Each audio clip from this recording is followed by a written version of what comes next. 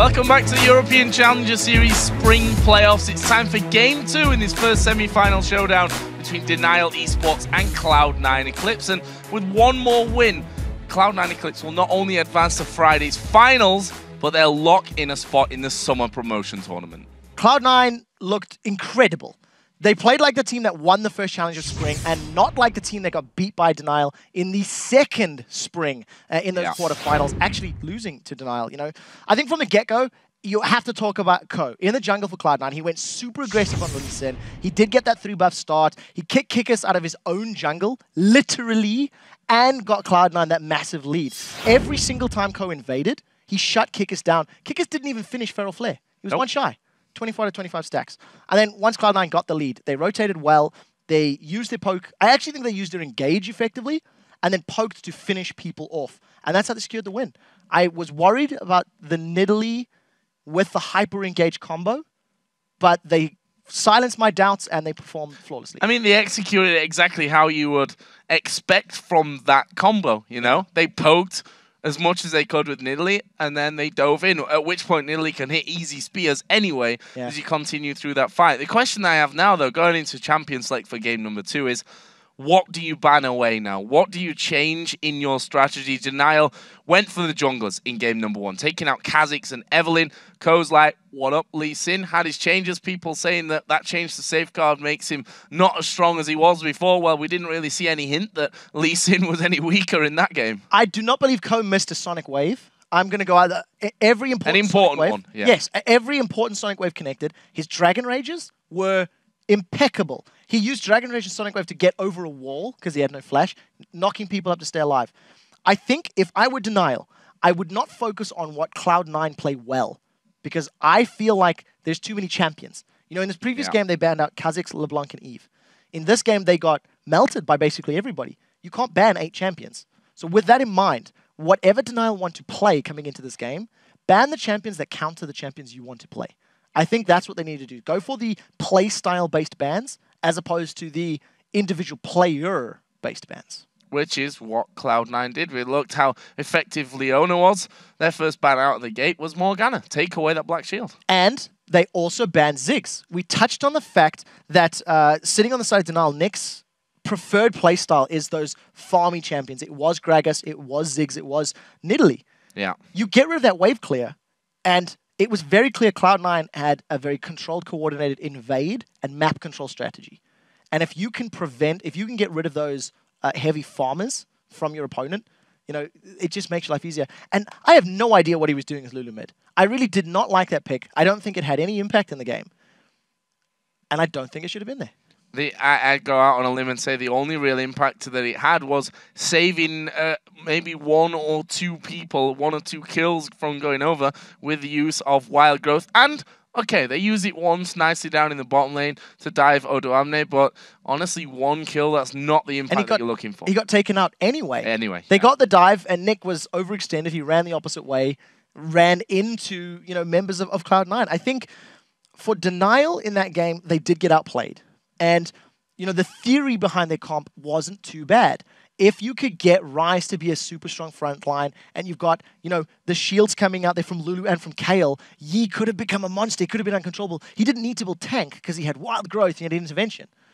But they got stomped so hard in the first 5 to 10 minutes of the game, they were never a threat. So this idea of this shield and protect your hypercarry Ryze or hypercarry Yi, they need to be hypercarries first. And that means that there was a flaw in their early game execution, which you can actually work on. You can actually think about and work around. And I wonder how that's really going to affect DNL. We shouldn't forget that SuperAZE coming into the team, that's a brand new addition into that one. And although SuperAZE does have, I'd almost go out on a limb and say more experience than most, if not all. I mean, Kikis, you can obviously argue as well. He's had his big tournaments as well when he was formerly in Meet Your Makers way back in the day. But a change is still a change in any roster. It is, and especially when you've got a very important integral role to the mid to late game. You know, supports are very great, and you can work on your individual synergy with your AD carry, so you can always have a strong laning phase. That's arguably easier to train for, because you guys can just duo queue, you know, hit solo queue and work together. But when you need to work with the other 4 members, especially in a champion like Kayle, find the right interventions, find the right moments and the right positioning, it's significantly harder. Well, let's have a look. We're into bans and picks here. What is going to be coming out first of all? I'd imagine Lee Sin, but then you take Kha'Zix and Evelynn as well. Do you first pick one of those away? So the other thing is, I actually think Kikis is also a phenomenal Lee Sin player. We were saying earlier that I was watching DNL play in the EU CS Challenger Series about a week or two ago, and Kikis was like 10-1-5 on Lee Sin. He also has the ability to have that impact. So it could be first pick worthy, and we'll see where the priority lies.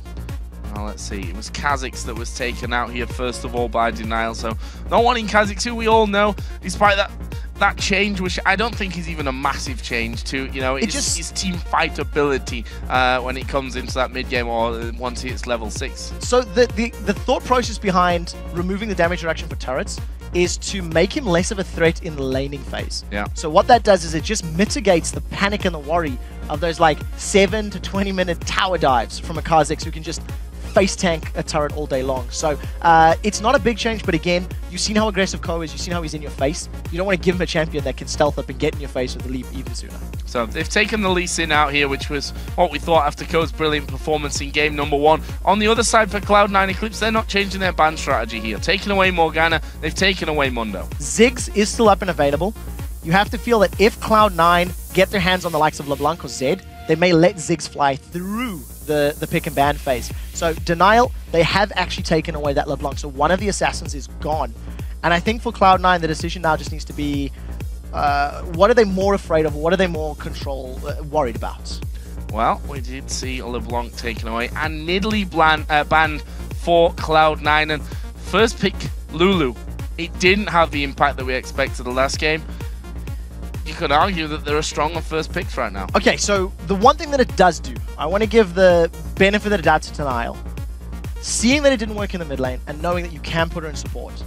Hell, we've even seen a top lane in the LCS. True. You do have that versatility in the champion. So there may be that level of doubt sitting on the side of Cloud9 Eclipse, and we'll see how they respond.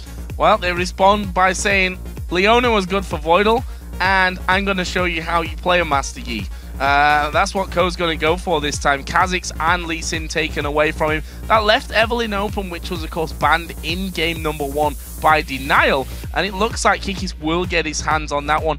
May look like they're going for the Ryze pick here once again as well. So we'll wait to see this one locked in. I do want to touch on the fact that Evelynn was locked in. I think this is a slightly smarter choice, knowing how Cloud9 played the previous game. When you're against an Evelynn, the psychological threat of pushing the lane, of playing very aggressively, is compounded by the lack of information on Evelynn's positioning. So assuming that DNL do not give up multiple kills early and get so far behind, you can actually see Kikis having the ability to punish that aggressive playstyle of Cloud9. But he needs to make sure he's on point. We may even see Kikis trying to counter jungle Ko. Evelynn is particularly strong in that early game, especially in the lower level. So we'll see how that matchup plays out. So what will Cloud9 take here for picks 3 and 4? Lucian, the choice for Hjarnan in our last game as well, and did fantastically well with him. I mean, we can't really say anything bad about it. Yes, they were pressured heavy in the early game, but it was only a matter of time until we hit level 6 and saw their engage and their real threat that came with that, with how well Voidal was playing. Also taking Shyvana once again for Odoamne. So truthfully, the Cloud9 composition is identical in playstyle and execution from the previous game. Ko wants to be aggressive on Yi. He wants to probably even be counter jungling. If he gets himself up that Feral Flare, he wants to, or if he gets a Wriggles, he wants to make it to Feral Flare, which if you're counter jungling and have access to multiple large monsters, makes it all that more efficient. The only thing they've left standing now, in the previous game, they had a super poke mid lane with Nidalee. They banned Nidalee out. They know they're coming up against a Lulu again. And the question is, does he want to pick an assassin? Does he want to go Zed? Does he want to go Riven? I mean, he's got access if he wants to, and we know Febiven is in love with Riven. Well, we see that Twitch will be locked in here again. Can't say it really did a lot in that last game. Woolite didn't have the chances.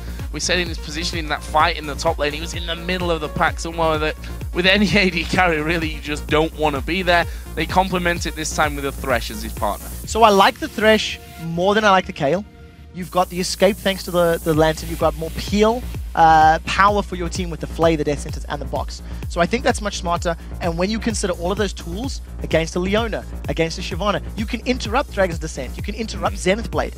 On the assumption that SuperAZE is landing his Flays, there is much more tools available to him. So I think this is smarter. DNL are still going to have a fairly similar type of comp to the previous game. They want Ryze on the front line, they want spray and pray from the back line, and they're hoping that Wild Growth and the flank from Evelynn will work out in their favor.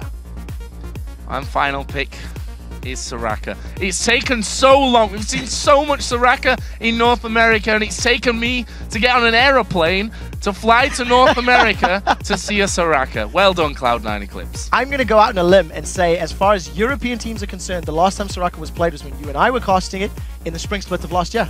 And what a fantastic moment that was as well. But we're going to be seeing it in the mid lane here, which, again, reference to North American LCS right now, it's been pretty scary. It has been, because it's very difficult to deal with. Now, in this situation, the Soraka is actually going to benefit and amplify the power of this engaged composition. Thanks to having Summoner heal herself, in addition to having Wish, as well as the bonus stats that she can give you with her heal giving bonus armor, etc. There is so many free defensive statistics on the side of Cloud9. Shyvana gets bonus armor and MR. Soraka gives bonus armor and MR. Leona gets bonus armor and MR. Combine all of that high tank threat, assuming Ko picks the right time to engage. There are so many things to look at and worry about that DNL are going to really need to prioritize their targeting.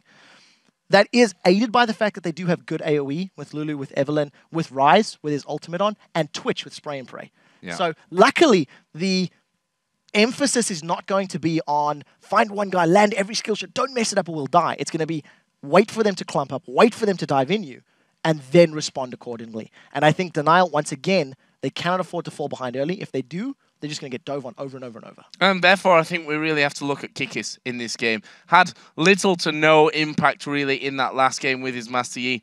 Got Evelynn this time, which we've seen. And Evelynn can be really hit or miss. You can be annoying constantly, or you can just not be anywhere around the map, and you're just kind of invisible, not just as the champion, but as a whole in the game. Either way, we're going to find out here as we move into game number 2 between DNL and Cloud9 Eclipse. If Cloud9 take this one, they are moving through to tomorrow's final, but as we've said before, more importantly, to LCS promotion. Yeah, the loser, if DNL goes down, they only have one more shot. They will both be best of 5s tomorrow for the final and for that third, fourth place matchup. Now, in the previous game, we did see DNL grouping up, going towards the tri-bush of Cloud9, and they're doing exactly the same. Odoamne is quite extended. If a death sentence catches him, maybe. But DNL, I think, are too far away. I'm pretty sure Odoamne should be able to flash. We'll see. Death sentence does connect, but he's got burnout, and he's like, what up? And Shyvana, I'm running away from this one. You're not going to be able to catch me. Good death sentence. No follow through. No, DNL were too far away. The problem is if DNL were to get in vision range, Odoamne would have backed anyway. So what they do know is they know he's on burnout level 1. So the very first wave of minions is going to be a little bit more difficult to CS. He doesn't have that flame breath available to him. So decent start. Nothing really gained, unfortunately. Ko actually stood on top of a ward there, and SuperAZE is like, okay, guys. This time, follow through if I land the hook. Unfortunately for him, though, Ko did actually move away, and DNL are going to move away from that one as well. So, off to a bit more of a standard start. We see that Febiven just stood there waiting for Lulu to come to this mid lane. I'm wondering if we're going to be seeing any kind of lane swaps. To be honest, their position right now still leaves the option open. Shyvana is down there, although he has teleport, so he's probably going to help out with the red head top. I don't think DNL want to have a lane swap because the Leona... No, let's start again. I don't believe DNL want a lane swap because Twitch into Leona is a good matchup, especially for the laning phase. Because Thresh has the ability to interrupt and deal with Leona's low-level engages, and as long as he doesn't get caught by a solar flare Zenith Blade, I actually think he's in a very good position. So and the fact that they've got Evelynn in there as well. Being in that 2v1 automatically means that Evelynn's going to be visible having to defend the turrets. Correct. So at this point in time, DNL, they're starting themselves off fairly well. It is going to be a straight-up 1v1 matchup. Now, Febiven, his star call is on a fairly high cooldown at rank 1, but as he begins to scale up, he should be able to out-sustain Nick. He's going to be able to silence Nick, which will prevent those Blitzer Lances, but he needs levels before he can do that. Level 4, level 5, I think, is when he can start turning the aggression on once he's got his heal and his star call maxed a little higher.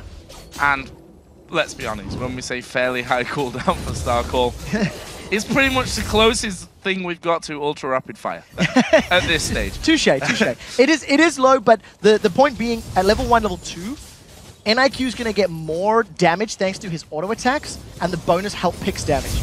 which means he will be out-traded at that point in the game. Febiven's been caught already. Oh, this could be bad news for him. Evelynn coming in around the backside. The heal does come down, and there's just not enough damage there on towards Febiven. No, Kikis was not in range long enough. The flash from Febiven, thanks to summon a heal, as well as his Astral Blessing from the W, he managed to get away. You cannot discount the power of that summoner heal. At level 1, it's not the most amount of HP. You're sitting at about 90. He's at level 3, so it's about 110 HP that he managed to pick up. That's 2 auto attacks, or an auto attack and 2 hate spikes, for example. So just enough time to survive. Well, Odoamne up in his top lane, falling slightly behind Babunia here. We mentioned that had to go burn out at level 1 to escape after he was in fact hooked in. Ko had come up to the top lane as well, but there was actually a ward in that side brush there as well. Interestingly enough, looking at this early lane and how it's gone on and taking a little bit more damage than I think he'd factored into that little encounter. But we see that if you look back to last game, Denial had a strong push on the duo lane. This time around, definitely more around that halfway point. Entirely due to the matchup. Kayle was very little threat in that particular setup, so it allowed that very aggressive play, allowed them to work around. Kayle, very linear champion. They've jumped on Woolite. They've gone in towards him, but do they want to keep going through? He actually takes the Lantern away. They hook Voidal in there as well. That's going to mean a bit of free damage onto him. Not sure it's going to be enough to be picking up a first blood here, but SuperAZE playing his position perfectly. Yeah, doing well. At the end of the day, I think Cloud9 will still be happier with the trade because the HP was lost on Voidal's support, and Hjarnan has a higher HP pool right now than his opposite number, Woolite. So we'll need to see if they can find more picks. Part of the reason that Denial are playing quite aggressively is, like we said, SuperAZE has got the shield, he's got the flame. Every time SuperAZE moves forward to collect those souls, Hjarnan needs to consider, is there a death sentence? Is it coming? Do I need to be on alert? Please keep in mind, Hjarnan does have Summoner Heal. So you have barrier bait scenarios, you can now have Summoner Heal scenarios where both of the champions will get healed up by that spell. Yeah, interestingly when you touch on that, no Summoner Heal this time around for Denial. They did run it with Kayle, their support, in that last game. So bit of a change for them this time around. SuperAZE going Flash Ignite, which honestly, I think a perfect combo at this stage of things. Odoamne needs to be real careful here, and by real careful I mean press burnout. So 2 things that have happened. Kikis has ganked middle and he's now ganked top. Neither has resulted in a kill, but he is applying presence. This is the first time we're seeing a 2-on-2, and Ko is actually coming out behind on that trade, I feel. Kikis running him down with the hate spike. The one thing I want to note is that Kikis, he had a good gank timing in the mid lane. Febiven was overextended and he got the flash. I think it was trying to find something on Odoamne. It's quite difficult to burst down that Eve. He doesn't even have all that burst down Shyvana because Eve doesn't have all that additional damage right now. So he's going to need to wait till he gets level 6, Agony's Embrace, and then look for kills. This top lane being pushed back a little bit more. Babunia finally starting to run low on mana. Obviously he's going to be going back, getting that tier in place in just a little while. This mid lane, as you mentioned, Febiven has already used his flash, but unless we see Evelynn, which we are now seeing Kikis coming around, but half HP, you have to be careful. That Soraka does deceptive amounts of damage. Yeah, the longer you stay in range, the more damage that Starcore is going to deal. He's been turned into a little munchkin. He may be in trouble. Yeah, there's the heal coming in though, and they're going to go towards Nick from this one. Have they got the damage? The bananas flying around. Wild growth has to be used there. Kikis falling low as well. A lot of minion damage coming in, but forcing out the ultimate. So Soraka is one of the best champions in those 2v2 scenarios, thanks to the heals, thanks to the bonus defensive statistics that we've already touched on. And the moment that Yi comes in there, let's say a fight were to break out, Yi goes low. He can begin meditating, which gives him that damage reduction from the damage of Denial. And as long as he's not interrupted by the polymorph of Lulu, he can actually tank it all up, get healed by Soraka in time, and you just keep them in place long enough for those Starcalls to keep doing more and more damage. And they're going to be stealing away a red buff here. Ko gets that one. Nick did come around, but a little bit too late to stop that one from happening. Kikis is now there with him as well, but this will be a swift escape from Cloud9 Eclipse. Even Thresh moving up there from that bottom lane as SuperAZE wanted to get involved, but Cloud9 are able to steal the buff and able to move away there. Close to 1,000 gold lead here just from this lane phase with no towers, no kills. Yeah, and it's purely down to the mechanical abilities. There's small CS advantage on every single champion sitting on Cloud9's side. Ko controlled the jungle last time. He's about to run into Kikis. Kikis is in so much trouble. And that is a big face check coming in. There is the Alpha Strike going down. Kikis gonna flash away. Ko gonna get polymorphed. They turn around on towards Nick. The Ignite was thrown down. And whilst they've not got a kill here, will they stick around? Now we're gonna see Babunia face checking in as well. Ko goes for the meditate. There's the wish coming out as well, but Ko needs to escape. Alpha Strike gets the kill. Picks up first blood, but dies in the end. So very nice turnaround. I think Ko and Febiven made the best call possible. They were not going to be able to run away from that one, and I feel they were trying to just secure themselves an advantage. Trading 1-for-1, and we touched on how powerful that meditate is. He manages to get some damage reduction, survives long enough to pull Kikis in. Kikis should not have been there. He was on low HP, you know Alpha Strike's available, you know Alpha Strike can chase you down. So I think poor positioning on his part. But at the end of the day, kill secured on the side of Nick. On the other side, Ko now has a Wriggles Lantern, and it will need 25 stacks before it becomes a Feral Flare. There we go. New items always take a little bit of getting used to, I think, not just for us, but for everyone as a whole. Kikis here, trying to get that blue buff after what was a bit of a horrible time for them there. They're going to throw quite a lot of resources at this one, although Odoamne is coming in. He doesn't want to smite it there, Kikis. Actually, he's already used his smite, so that would make sense, but he wanted it to go over to Nick, was my real point in that one. And Odoamne just playing super brave. He's in his face. SuperAZE does get caught out. Oh, he's hooked Voidal. Well, he is going to come on towards Voidal, but they do throw everything at them. There's the culling coming in. Woolite going to get a lot of damage onto him, but does with the spray and pray get the kill here. Actually, they're going to turn around here. Hjarnan, he went invisible just as he was about to land that last auto attack. That would have been a kill. It would have been, and I think Hjarnan actually showing a little bit of lack of experience on heal. He didn't save Voidal. Now Voidal gets away. Woolite gets away. It's a VW, same kind of thing as actually Alpha Strike in there was knocked away again by the Flame. Woolite getting behind the tower in enough range. As Febiven going to come in, he's actually going to spot Kikis here. Silence coming down. Lulu's now moving in as well. But here comes Hjarnan. This could be deadly for Denial in the end, though. They just back away from it. Very close encounters. Yeah, very close. At the end of the day, Denial actually get the kill and get away. Now, let's go back and not get names confused. Hjarnan did not save Voidal. He had summon a heal available. Oh, Ko's been caught! So has been caught, but will be able to get away thanks to the silence there in part out of Febiven. Kikis trying to run away. Febiven gonna flash into this one. He's got the vision, and there's the star call. The first kill for Soraka, and it probably won't be the last. Nick's gonna go down, or is he? He's sped himself up, gets away with very little health. 55 HP. Nick manages to get away. Hjarnan holds onto his heal again. I want to keep my eye on this because AD carries picking up heal is quite non-traditional. AD carries have tended to pick spells that protect themselves, like Barrier, like Cleanse, for example. In both of those previous engages, both in the bottom lane and around the Dragon Pit, Hjarnan held onto his heal. He held onto his Summoner spell.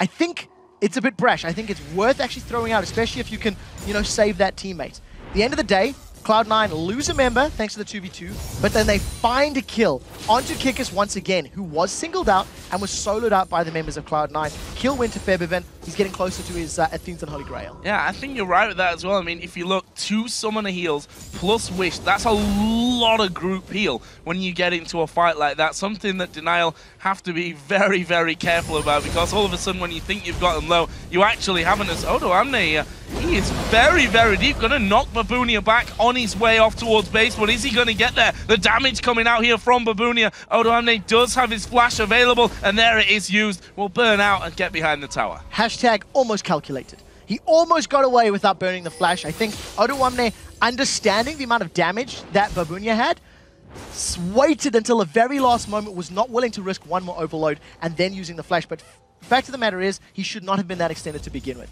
He put himself in a position where he needed to burn both his ultimate and his flash to get away. Maybe he just wanted it to back. Picks himself up that Banshee's Veil and immediately uses the teleport to return to lane. So it's going to have that reduced cooldown. Should be available soon enough.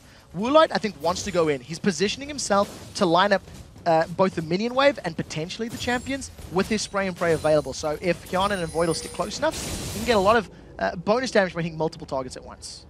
And Ko now, looking at Dragon, he's like, do I want to do it? Is there a ward here? Maybe more importantly, there is a ward there at the back. We've just seen a scan coming down on the Tribush. They pull in the Dragon out, but it looks more like they want to possibly fight for this one. Voidal and Hjarnan going back to lane. Kikis is there as well, and that Dragon has been started off here by Ko and Febiven. So something that we didn't touch on in the previous game is Dragon has also been changed this game. We've got a little bit of time now, and The biggest change is the fact that Dragon now deals percentage HP damage, 5% of your current health, which scales after level 9. He also gets tankier. After level 9, with each average level growing higher and higher, he will gain additional armor and magic resist. And his debuff now applies to damage, not attack speed. So we do see Nick right now, Alpha Strikes. That's quite smart play. Alpha Strike to get more distance, and he's just going to keep running away thanks to that Highlander. Yeah, easy peasy for him there. His top lane, as he said, maybe a little bit deep from Odoamne, but if he was deep before, he certainly won't be afraid of it now. With that Banshee's Veil on, Babunia not got enough damage to think about killing him, I think, at this stage. Also running low on mana there. Obviously, stacking that tier up for quite a little while now. They're pretty much bang even on CS in that top lane. This mid lane is exactly the same as well. Both Lulu and Soraka sat around 105 CS. Yeah, so it's just a farm lane at the moment because of the shields and the speed buffs and the silences. Oh. It's quite difficult to get away. We do see that Ko is now going to tie this top lane. Babunia, no mana! This is bad news for Babunia. There is the Alpha Strike coming in. He's going to flash to the back, but you have to wonder if that's a wasted flash in the end. Yeah, with the wish and knowing that both of the champions he was dealing with had some ability to chase him down, maybe would have been better to just give that one up. At the end of the day, Cloud9 get themselves a kill, the assists, and the tower. And now Kikis, what are you doing? You're on the wrong side of the world. Getting silenced there, but not really going to be too much danger for him. Nick just trying to force away that push.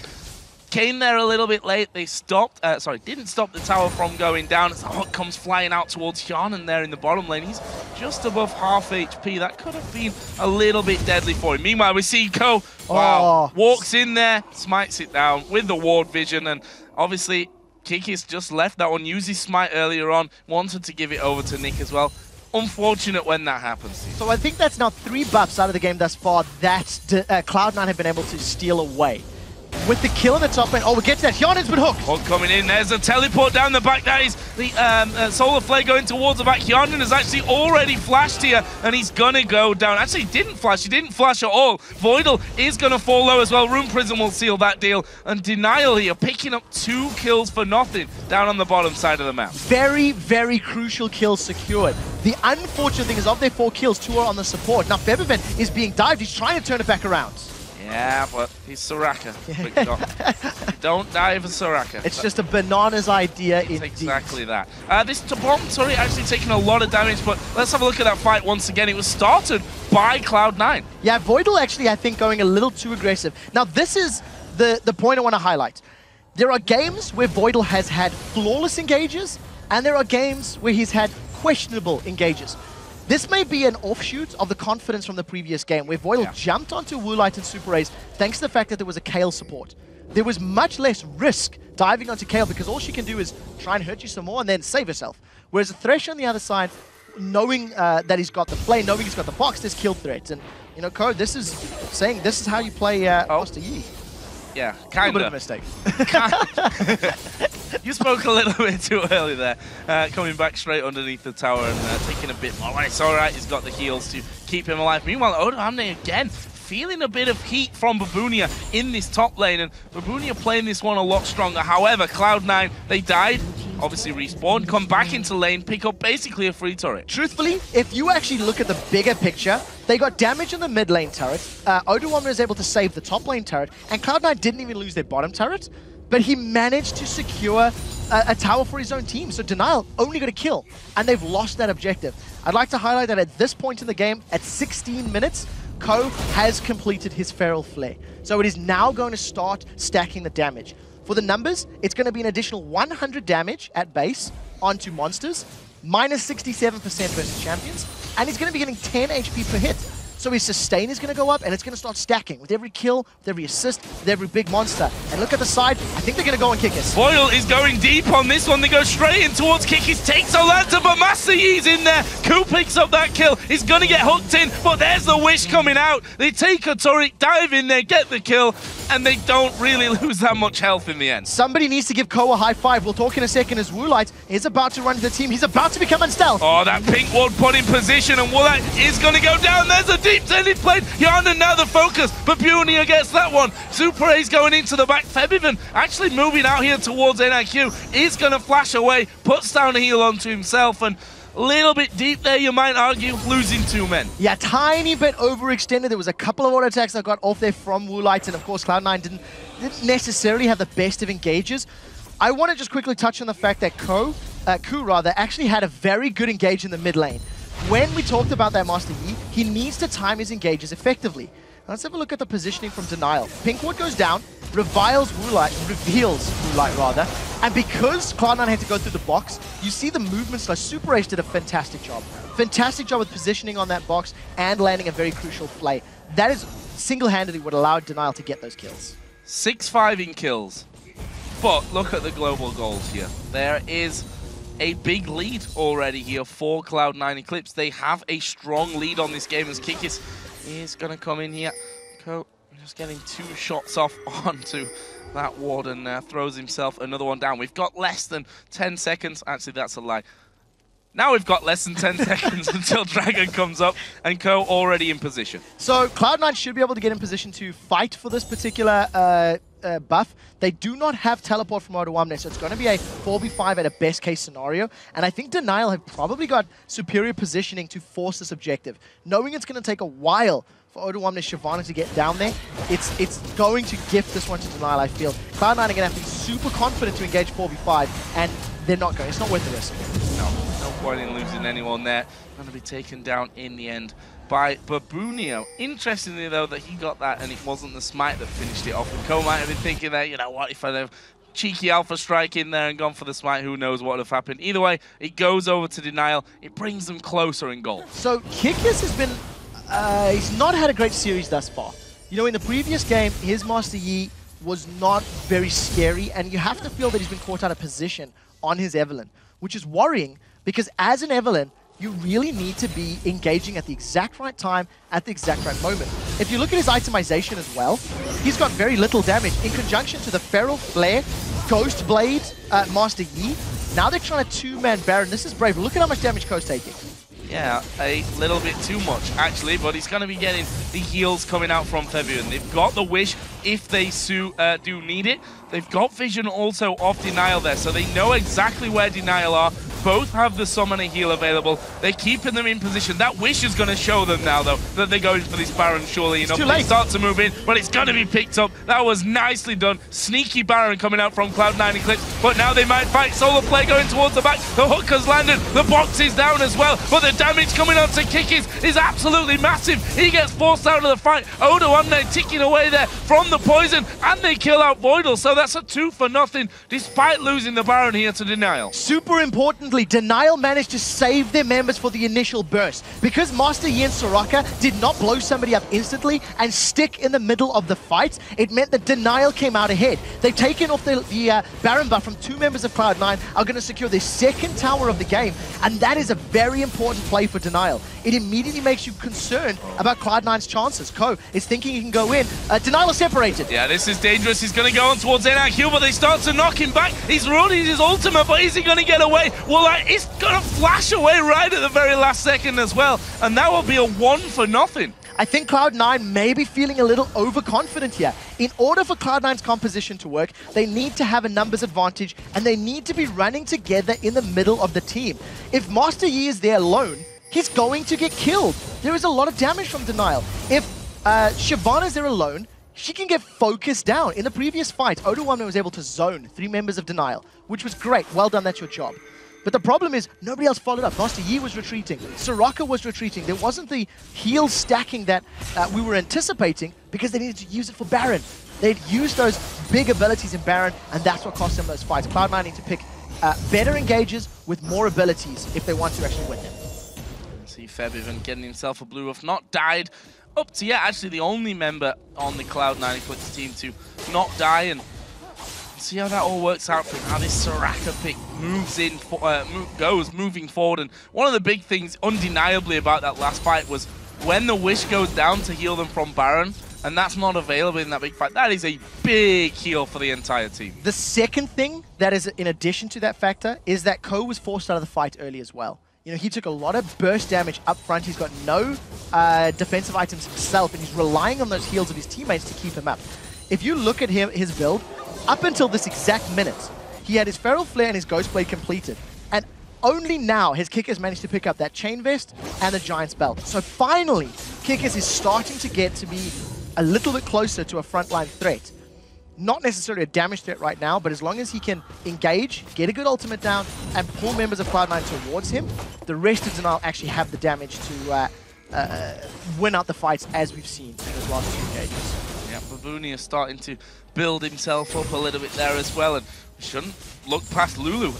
Nick is 2-0 for you. Rabadon's Death Cap now added in on top of his Athene's Unholy Grail. You look at Twitch, Bloodthirster, Phantom Dancer in there as well. So you have to feel that Nick on Lulu this game has now had a positive impact because his side lanes and his jungle had not fallen behind so incredibly far early on. At 23 minutes in the previous game, DNL had absolute undeniable control of the game. And while they are marginally ahead, well, a few thousand gold ahead right now, you still feel like DNL can win these fights, and you still feel like they have a fighting chance.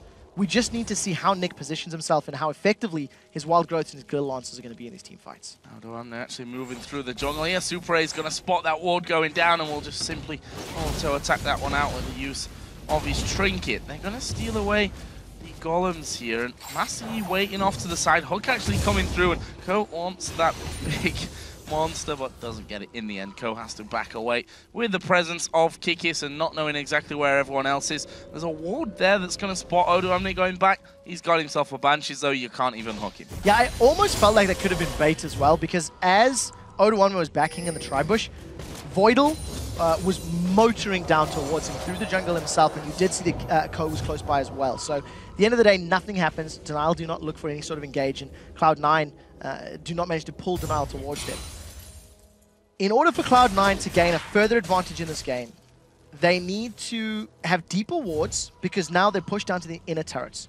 So in order for them to safely engage on those inner turrets, they need to make sure that neither Ryze nor Twitch nor Evelynn can flank them. I mean, you've got to remember that's 2 champions with stealth.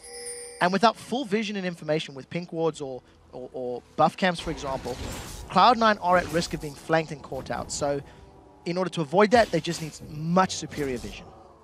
Now, Dragon coming up here in just a second. Last one, of course, did go over towards DNL. Cloud9 looking like they want to play for this one, though. Is Woolite going to catch out Voidal? They throw everything at him here, but I think Voidal's going down. That is a free kill coming up for DNL. And talking of free kills, there's a second one. They have to back away here. This is a 5v3 as they hook in Febiven. He's going to surely fall from it, flashing away to the blue buff, but I have to think that that's in vain. A triple kill for Woolite. 7-1-4. DNL find an opportunity and they pounce without hesitation. Because they found Cloud9 split up and they had vision of the river. Look at the number of wards that DNL has from the river moving north to that blue buff jungle. That was very decisive play, and that's basically what Cloud9 did to DNL in the previous game. Thanks to the kills and the tower, they have now completely evened up the gold, and they're going to get themselves a dragon on the way out as well. That is a massive turn of events for DNL. Yeah, Ko up in the top side, not really anywhere near that one, and bit of a sorry turn of events for Cloud9, but you have to say from our side of things, DNL coming back in this game, it's a best of 3. We could be possibly seeing a third game, but I don't want to even move to, theorizing about that one yet, because there's still a lot to happen in this one. Baron coming up in less than a minute. Last time stolen away, or snuck away, I think we can safely say, by Cloud9 Eclipse. However, this time, I don't think DNL are going to give it up that easy. So when you look at the compositions, and we're now getting closer to this later game, I think we're at the early, late game, if that makes sense.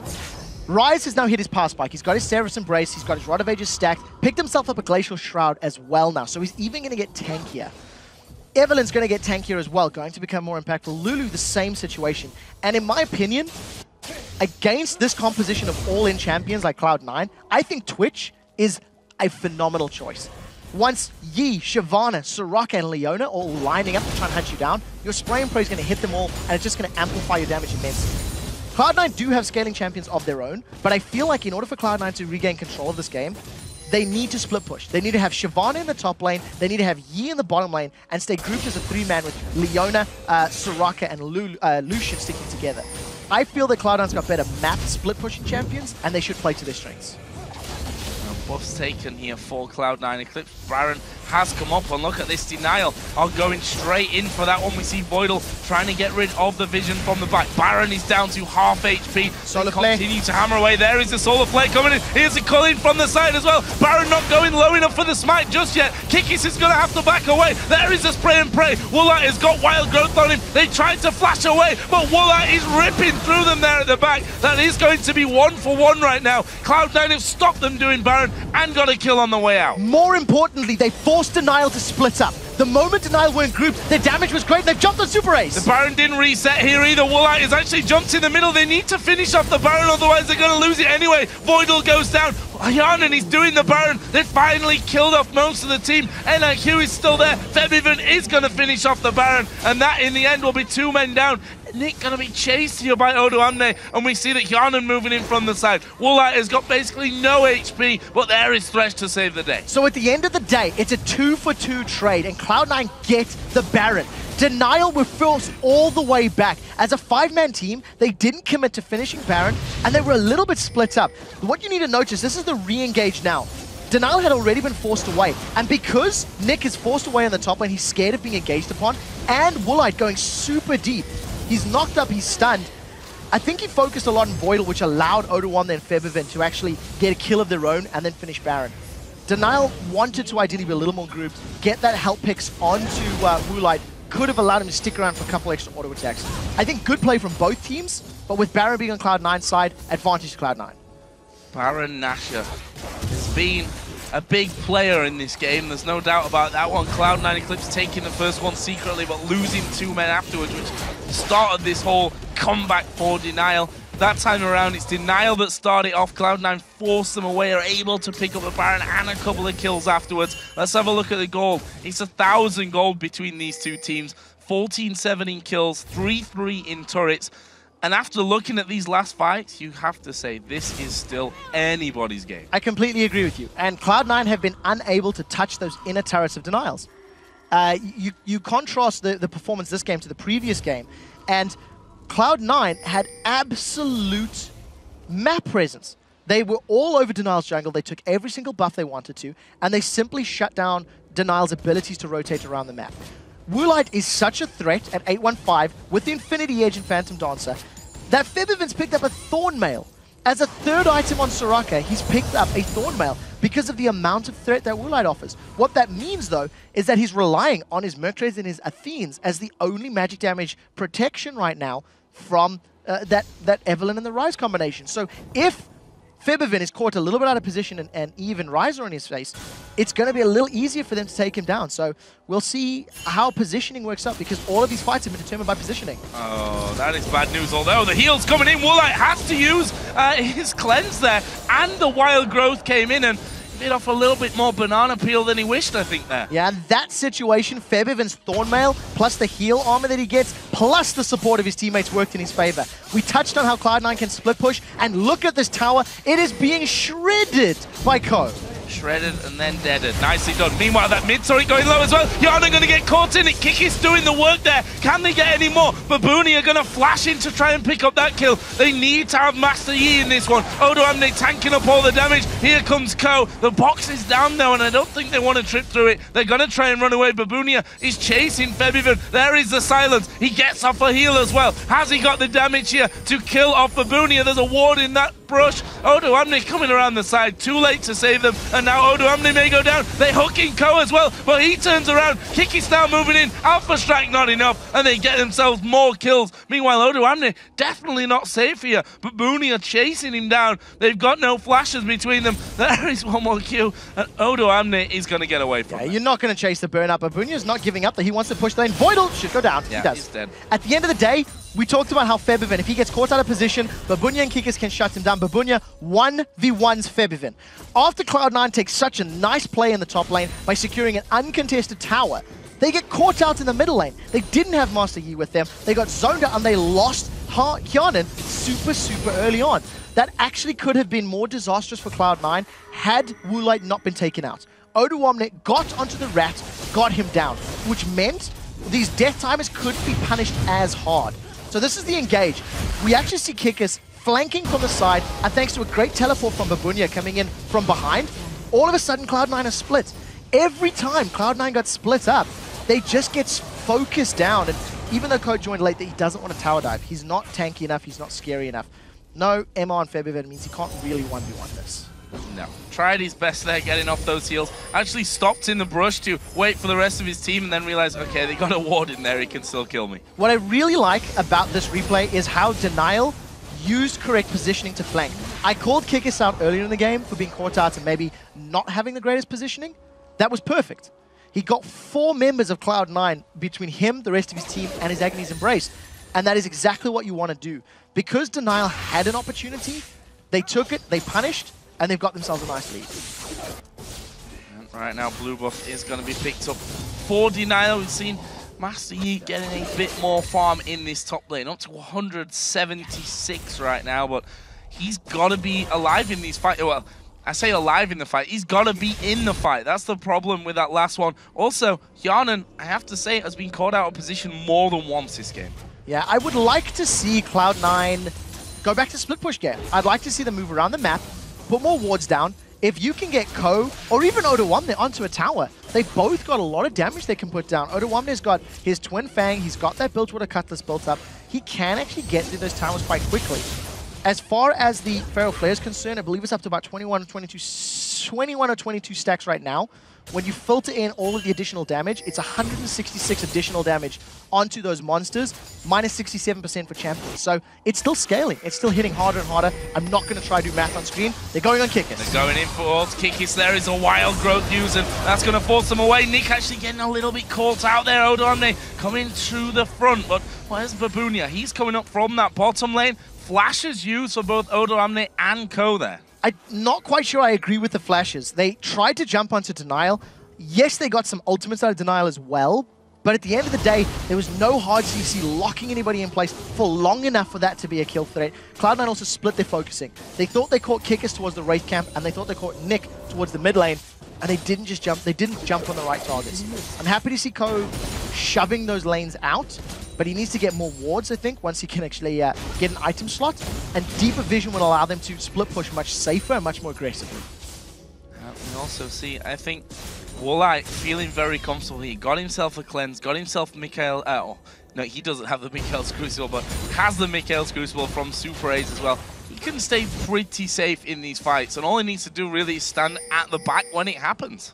That's the theory. What we've seen from Woolite on the other hand is he likes to run up front and try to snipe people. He's successfully done it once onto Boyle, which gave them that comeback team fight into the game. He attempted it on Febiven earlier on, and a few minutes ago, you see Woolite, he's stealthed up. Woolite is far ahead of the curve. He's trying to find somebody to just instantly burst down with Lost Whisper in addition to the rest of his damage. He is terrifying. All Denial are looking to do is create an opportunity, blow somebody up instantly. Kikis, he can go in if he wants to. That's 4 members, decides against it right now. Oh, gonna be spotted here by Ko. Says, I don't really want to fight. Actually, has used his ultimate here, and he's gonna try and back away. He's got a Thornmail, so I think Ko just like auto attack. Wait a minute, I'm losing more health than I should be. Back away, he's got a Thornmail. The thing that's important to note is once Kikis uses his ultimate that Agony's Embrace, that also carries through the armor stats of that Thornmail and Randian's Omen. So it's even more difficult for Ko to burn through it because he doesn't have a massive amount of armor penetration. The Ghostblade is going to help, of course, but it is not a Last Whisper. So we need to see how he plays this one out. We do have a very quick pause, and this is a tense game. This is very, very close. I mean, we're pretty far into it. We've seen a swing now. We've seen 3 swings. Basically, this game has been very, very swingy, that's for sure. That's how swings work. They go one way, then they go the other way. So at some point, though, someone falls off, and we're still not sure which team that's going to be. At this point in time, both teams have almost fallen off, and that's what's allowed the game to swing. I think Cloud9 are now playing overly aggressive, and I feel like it's confidence. When you look at the plays that Cloud9 have made that have allowed Denial to get back into this game at 37 minutes on the clock, it's when Cloud9 have gone at a small advantage and then been hungry for more. You know, the bloodthirst takes over and they chase down a little further than they should. And that's generally how they're giving up more kills. When Voidal was caught, the rest of Cloud9 were like hanging around. They're like, do we want to go into one? No, he's been caught. Leave him. Sorry, bro. Your fault. Don't get caught again. They didn't do that. They gave up 2 more kills and a tower. So Cloud9 needs to just be a bit more decisive in their defensive decision-making because it does seem to be faltering this game. And we just saw that, as we had the pause, that Baron was back up into play. There were no real vision around that area for Cloud9. And actually, they were pushed up in the mid lane a little bit. So we'll see once we go back into that on what the next move's going to be. I still feel like Woolite is the main player in this game as to who wins and who loses. His positioning is going to be key. I completely agree with that. The damage from Lulu, while it is good, it has been hit in 4.5. Ryze, I do feel, is going to continue to grow with value. At 37 minutes in the game, he is basically at the power plateau. And yes, he can still continue growing once he gets even more defensive items. But I feel like he is enough of a threat that as long as he can get past Odoamne Shyvana and he can get to the squishier targets of the likes of Soraka, for example, who still hadn't built up a lot of magic resistance, that's where Babunia is going to be looking to make plays. But as it stands, it's just going to come down to positioning of those key solo laners, basically, and AD carry to determine who's going to win these next few fights. Well, while we're in a pause and before we get back into it, let's go back a little bit and take a look at the last big fight in this game. So, in this particular fight, as I grab my minds, yes, this is where Kikis flanks. Kikis does a perfect flank, and it's something that I've touched on. When you've got an Evelynn and you've got a Twitch in your game, you want to be surprising your opponents and getting them out of position before they can react. Now, we do see Febiven is being chased away, and the rest of Denial are holding Cloud9 in place, so that's a 3v3. And Babunia is just going to really 1v1 him. That's pretty simple. Odoamne, Co, Voidal trying to respond, and you just see Kikis again making forcing Voidal. Look, you either turn on me, which means you can't help the rest of your team, which means you give it more kills. So very smart play from Denial in this situation. And you see that Co had, I don't want to say little impact. I want to say he had almost like minus impact on that fight. He wasn't there when it started. Yeah. When he did finally come in, he actually got hooked and then was taken down. However, I'll give him his credit. He was split pushing away from that one. He did take down that inner turret, but when you've got a 4-1 push like that and you've got two champions that can be invisible, that's still very, very risky. You never know where they're going to be. They could go 2-for-1 on Co. You never know that. It was a misplay from Cloud9. They didn't have enough vision or control to make that play happen. The game was still even. I think they had a couple hundred gold lead at that point. They didn't have a massive lead. When you are in the lead and in control, your opponents are not likely to engage in you because of the item discrepancy. Yeah. In a game that's even, you are always at risk of being jumped on. They didn't have pink wards in the jungle. Co had got the tower. He was only just starting to rotate around. Now, this is a little bit... I actually think we're back in game. We are live. Don't commentate. It's not a replay. We are back into game here. Denial versus Cloud9 Eclipse. And as I said, Baron is live, and there's not any vision there for Cloud9 Eclipse. You can see them edging forward in the jungle, but they have to be real careful. There's a Ryze trap in the brush. I don't feel that Denial should start the Baron. They've got vision control. They've got a good. They've got 2 wards, so they're confident in the lack of vision from Cloud9, and I would prefer to see them pull Cloud9 towards them and then have that surprise engage. Have Evelynn and Twitch and Ryze jump out of the bushes and say, hello, we want you to die. Right now, Code's going to get zoned out. It's actually Cloud9 that are looking to start this engage. Oh, they've got a lot of damage on towards Kikis here. Odoamne dives in. That's a great solar flare as well. Ryze off of the side here. Could end up getting picked off before he can do anything. Co, though, is surely going to fall. He's meditating a lot. Here come the rest of Cloud9. It's 4 versus 4. Yi and Ryze out of the fight. Cloud9 looking like they're going to get forced away. Spray and pray is done. There's the hook, but it comes on towards Voidal. He's going to go back in. He goes right onto the tanky backline. And Woolite, they've got the AD carry. They've got Lulu. And now Denial falling to pieces. That's 4 kills coming in. Kikis is going to run away. It turns again, just like this game, that fight swinging. The flash hook should not have been followed on because it hit Leona.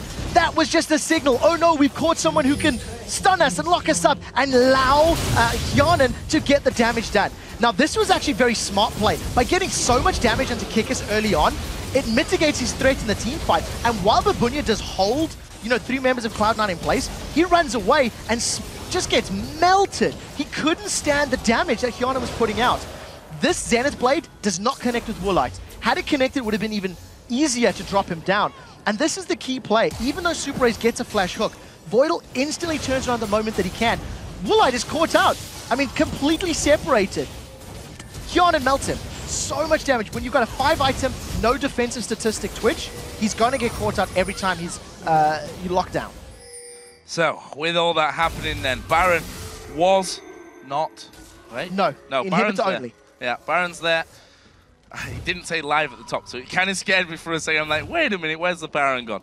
So Baron is still alive. The inhibitor in the middle lane did go down, though, and in true Game 2 Cloud9 versus Denial fashion, the gold has swung once again over to Cloud9. So the one thing that I do want to highlight is that Woolite, after getting melted, after getting popped, has still not gone for a defensive item. He is relying on the Mikhail's Crucible from SuperAZE, as well as the Wild Growth from Nick, to be his defensive itemization, and I feel like that's a mistake. I think when you are such a priority, such a fed champion for your team, who can't actually stop people jumping on you, you know, if Shyvana dives, if Yi Alpha strikes, and if Leona, you know, Zenith Blades or Solar Blades, there's nothing you can do against that. I would have preferred to have seen the likes of a Banshee's Veil to mitigate one of them, or a Guardian Angel even, to come back up and melt through people. We'll see how it works out. Blade of the Ruined King, gonna be his 6th item. I mean, more damage, but more risk. Yeah, completely agree with that one. One thing I'm also surprised that we've not seen more distortion boots. The changes there, so those giving you, you know, flashing away, you get that speed boost afterwards. Now, for me, that in these scenarios where they're chasing and having to run away so frequently will be so vital. Yes, very, very crucial. I think the fact that Babunia has picked himself up those distortions will help the engages for Denial. Babunia is going to be responsible for stopping the split push of Cloud9. Then he can teleport in. He'll have a 30% movement speed for, I think it's 2 seconds once he lands. And that should hopefully allow him to get in range and get a Rune Prison down. So we'll see how it works out. The last time Denial tried that strategy with Kikis flanking, it worked. It worked very well. But right now, their opponents now have a 4,000 gold lead and super minis in the mid lane. Odoamne doesn't really want that fight. No, going a little bit low there, I think. Both players have teleport as well. That's the key here with the dance around Baron already started. This pink ward is worth more than its weight in gold right now. Kikis finally going to spot that one's there, and he will in fact realize, okay, they've had vision on me this whole time. Silence goes down. Babunia is chasing Odoamne, who actually flashes, and there we see it. Babunia dives in. He's going to pick up the kill. That's now 5v4. Do they stay at Baron? Do they back away? They're going to fight for this one, but I don't feel like it's the right choice. Voidal falls as well. They're going to keep going for this one. Febiven, the next target, he's going to get locked up here. Has to use his wish early, but Babunia will get the kill, and now Denial turn, and they're going to have the Baron. 3 for 0, and the Baron secured. At the end of the day, you've got a 40-minute Ryze. Ryze is not afraid of Odoamne Shyvana. He 1v1'd him quite easily, in fact. Teleports to the Baron fight and gets a Rune Prison on Febiven. The second most important target. I think Hjarnan probably number 1. At the end of the day, Denial now grab themselves the Baron. They should be able to push this mid lane down, get an inhibitor of their own, because there's only 2 members of Cloud9 defending. Should be interesting. Will Hjarnan use the cull in here to try and get them low? I don't think it's even going to be getting them low at this point. I see the inhibitor, it goes down. The inhibitor itself is going to fall. We've still got 20 seconds for Febiven. Both Odoamne and Voidal are coming up here momentarily. And I think the wiser choice here from Denial. They're going to back away. After all 3 turrets are still up on that top lane. That's basically 3 turrets for them at this stage. Just going to give them a further gold lead. Now, they are the ones that are in control of the map.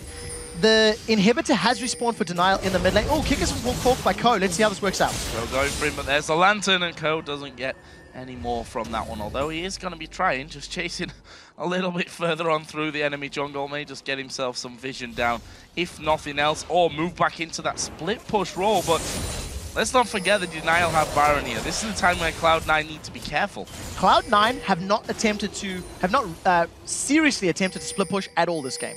Ko got 1 tower from it. We've seen Odoamne trying it in the bottom lane, but it was too late and he got caught out. Now Nick might be going down. I have no possible explanation as to why Nick is there right now. We do see Ko actually going down. Nick actually being able to run away from this one. Babunia doing tons of damage on some there. Hjarnan going to turn around. The Zenith Blade actually missing. They do finally get down Nick. Can they get any more? Woolite versus Hjarnan. It's a good flash from Hjarnan. The heal came out, but it's not enough to keep him alive. Now they turn on towards Febiven. Kikis actually taking lots more damage from this Star Call, but the kills raining in for Denial. 3 for 1, and I'm going to question, they've got Baron, why are you fighting? This could be game. Cloud9 thought that they could catch Nick out. They committed a lot to trying to kill him early, and it gave Denial the time to react. Now, Febiven's got a lot of armor, so you'll actually see Woolite is not melting him as effectively as everyone else. That was a mistake. He should not have gone in. Regardless, they get a kill on Voidal. I think the rest of Denial still have enough time to finish this game out. I totally agree with you on that one. They're going to have super minions coming into the base as well. The Nexus turrets are going to be knocked down, and Denial now going to go in towards the Nexus itself, but not before they've dealt with Febiven one more time. He's going to get another heal off there, but Babunia keeping him out of the way. The rest of the team going to start to spawn in, but all too little, too late. It's Denial that take game 2. So we are going to a decider match. Denial managed to pick themselves a game up thanks in very large part to Woolite's Twitch. It was very well played. He found key picks, he had a lot of damage, and Cloud9 just had no way to regain control after the laning phase advantages had been evened out. There were a lot of very strange moments in that game, though. We saw so many caught out of position moments, caught out of, the numbers game with 2 invisible champions essentially on the Denial team that Cloud9 were like, okay, we've got a 4-1 push going on here. Let's go straight onto the turret, and all of a sudden Evelynn dives straight on top of you. You've got spray and pray hammering through the entire team. We saw Baron being a real magnet for both teams when it came to, moving in there, picking up the Baron, getting some kills. On the other side, starting the Baron, losing out on a couple of kills, and then losing the Baron itself. So really a game with everything, I think, that one. This is a game that both teams had very good aggressive plays, some good defensive plays, and generally, I think, because of poor decision-making is what ended up costing this game. I think at the end of the day, both teams had moments that were good, but they were immediately followed for 1 step forward, 2 steps back kind of thing. And I want to call out the Master Yi. We've seen it 2 games in a row now. Game 1, completely uninspiring. Ko shut down Kikis hard. Game 2 now, Ko picked up the Yi. He did get his Feral Flea. He got it to 29 stacks by the end of the game, which is about 187, 190 damage bonus. I don't think I was impressed. I don't think he had any very, very positive impact in the overall game. The one team fight for Kikis in the mid lane, flanking from behind, was much more impactful. It was much more decisive than this Feral Flare Yi. Maybe the new hotness is a little overhyped. Maybe it's poor execution. We will need more games before we can say conclusively. And that's the interesting thing as we head towards a game 3. Where are the priorities going to lie? Master Yi now played twice, 2 losses. Is Master Yi still that hotly contested? For me, if he was that hotly contested, we may have just seen a ban from him by this point. So I think 2 things stand out for me in that game. Number 1, SuperAZE's Thresh, way better than SuperAZE's Kayle. Yes. I was very impressed with his hooks. I'm very impressed with his plays and his ability to peel for his team. Well, I think Thresh is more of an impact champion anyway. You can do more things like that more constantly. Correct. Aside from hooking in Voidal, which, could have cost them the game in the grand scheme of things, he had another few hooks that were also game-changing in their favor. What I think stands out is not only that Thresh, but also the Ryze. We've seen during the pick ban phase of this series, Cloud9 banned out Mundo, Nidalee, and Morgana. Now, the reason you ban out Nidalee at this level of play is there will always be a point where a Nidalee spear will give you a heart attack. That can be game-changing. It will happen. In the exact same way with Ryze. At some point in the game, he will hit that power spike. Yeah. Mundo will hit a point where you can't kill him. But he's not going to kill you. He's not going to run you down. You really have to be caught up very badly to get run down by Dr. Mundo. Shyvana against Dr. Mundo is a lot less scary. Yeah, cleaver after cleaver after cleaver after cleaver, etc. But you could just teleport away in that situation. I think Ryze would probably be a priority for me now. If I were in Cloud9's shoes, get Babunia off that champion and remove the risk of late game. Alternatively, just pick earlier champions and then smash them in the early game, which is what worked for Cloud9 in Game 1. Well, guys, with that incredible finish, we are headed into a must-win Game 3. One of these teams will be headed to the LCS promotion tournament. The other one will be fighting for the chance to compete in the last place. Do they stay at Baron? Do they back away? They're going to fight for this one, but I don't feel like it's the right choice. Voidal falls as well. They're going to keep going for this one. Febiven, the next target, he's going to get locked up here. Has to use his wish early, but Babunia will get the kill. And now Denial turn, and they're going to have the Baron. 3 for 0 and the Baron.